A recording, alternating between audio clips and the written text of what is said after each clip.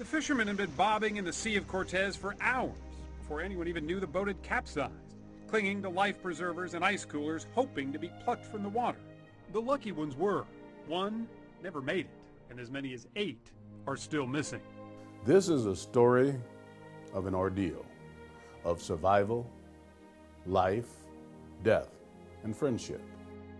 And my wife, my son. My wife's father drowned when she was a kid. And when I was out there, I said, I can't let her husband drown. My son, good young man. I want to see him. I want grandkids. That kept me stroking. So I swam, and I swam, and I swam.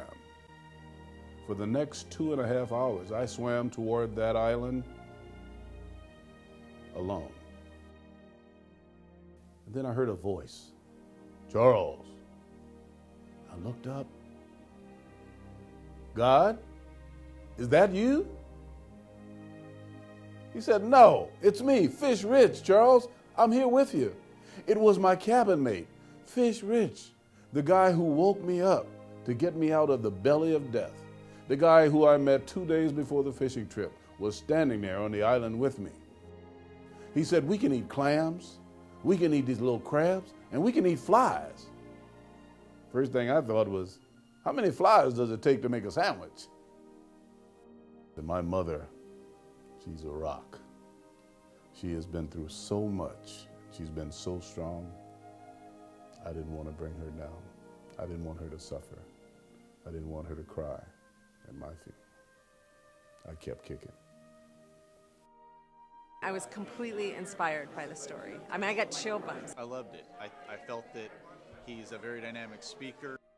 Definitely inspirational. I think definitely something that people can learn from. Some men fish all their lives and never realize it's not about the fish. It's about the adventure, the friendship, the relationships. So will I ever fish again? What do you think?